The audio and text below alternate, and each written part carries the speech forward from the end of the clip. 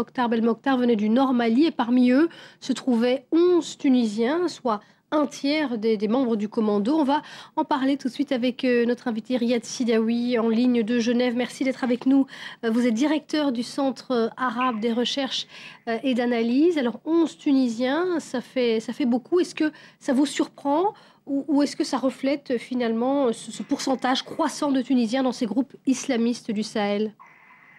Bonsoir, c'est vraiment alarmant pour la Tunisie laïque, historiquement laïque, qui a un système éducatif très évolué dans le monde arabe, très laïque, très progressiste. La situation de la femme est distinguée dans ce monde arabe, c'est alarmant, mais aussi on peut expliquer ce phénomène. On trouve aujourd'hui beaucoup de jeunes Tunisiens en Syrie, en Mali, en Algérie. Il faut trouver des explications d'ordre sociologique et même voire psychologique. Tout d'abord, qui sont ces jeunes? On peut constater qu'ils sont des jeunes célibataires, non mariés. Ils sont aussi des jeunes pauvres, marginalisés, des couches les plus défavorables de la société. Et en plus, sont des jeunes qui n'ont pas fait des études poussées. C'est rare qu'on trouve des diplômés, et si jamais ils sont des diplômés, on les trouve dans les sciences exactes et non pas dans les sciences sociales. Ajoutons à ce phénomène aussi, c'est l'argent. Ces jeunes aussi sont des aventuriers, ces chômeurs sont des aventuriers. Ils cherchent l'aventure, ils cherchent l'argent, ils cherchent une petite fortune. Et un facteur de plus, c'est le facteur culturel religieux. On peut constater aujourd'hui qu'il y a une manipulation culturelle à grande échelle en Tunisie. On peut constater une wahhabisation de la Tunisie progressiste et laïque par les biais des cheikhs et des prêcheurs saoudiens qui investissent énormément en Tunisie. Rappelons-le, ils ont plus que 150 chaînes de télévision islamistes qui diffusent par les satellites. Le mouvement islamiste Ennahda aussi en Tunisie, qui se présente comme un mouvement modéré, comme un mouvement moderne, malheureusement ne veut pas jusqu'à maintenant entrer dans une confrontation avec les salafistes, qu'ils soient djihadistes ou wahhabites. Qu'est-ce qu'ils pourraient faire justement, Riyad Sidaoui? Qu'est-ce que les autorités tunisiennes, vous parliez du mouvement Ennahda, qu'est-ce que les autorités tunisiennes pourraient faire pour faire face à ce phénomène croissant? C'est très dangereux ce que je veux dire.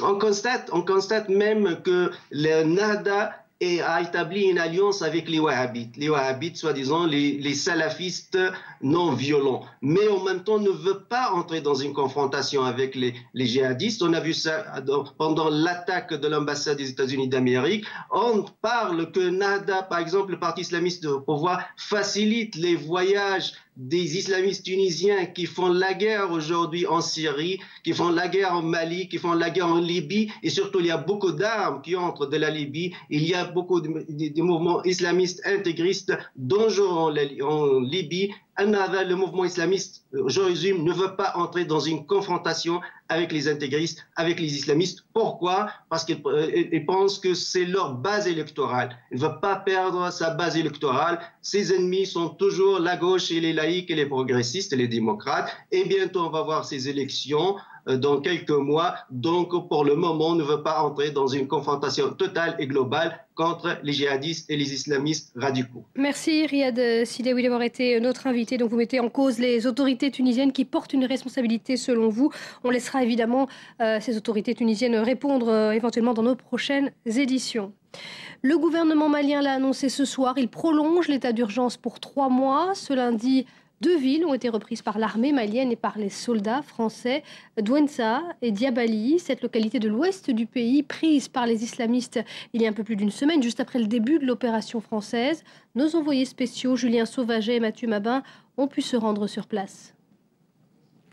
8 jours après la prise de Diabali par les groupes islamistes, les forces armées françaises et maliennes ont enfin repris pied dans la ville. Une conquête sans combat, à coups de frappe aérienne seulement. Les islamistes avaient fui la ville 4 jours avant l'arrivée des militaires. Nous sommes ici dans ce qui reste de la base militaire de Diabali. En s'emparant de cette caserne, les islamistes venus du nord ont trouvé tout ce dont ils avaient besoin. Des vivres bien sûr, mais aussi des munitions, des armes et du carburant. Dans l'armurerie détruite par une frappe aérienne française, les râteliers à fusil ont été pillés. À en croire ces munitions qui jonchent le sol, les islamistes ont eu le temps d'embarquer tout ce dont ils avaient besoin. Tout est saboté, tout est brûlé partout. Donc on va attendre l'autorité, ce qu'il y a lieu de faire maintenant. Même la soute à carburant et la pharmacie ont été visitées. Avant d'abandonner leur caserne, l'armée malienne a été totalement débordée par les islamistes. Et quand bien même l'armée malienne aurait voulu se défendre, c'était tout bonnement impossible. Autour de ce qui est pourtant une base militaire, pas de mur d'enceinte, pas de mirador, pas de poste de combat. Un véritable supermarché des armes en libre service. Ceux-là n'ont pas eu le temps d'emporter leur butin. Même cachés sous ces arbres, les avions français les ont trouvés. Une note discordante à noter au sein de la communauté internationale. Le président égyptien Mohamed Morsi s'est prononcé ce lundi contre l'intervention au Mali. Toute intervention doit être pacifique.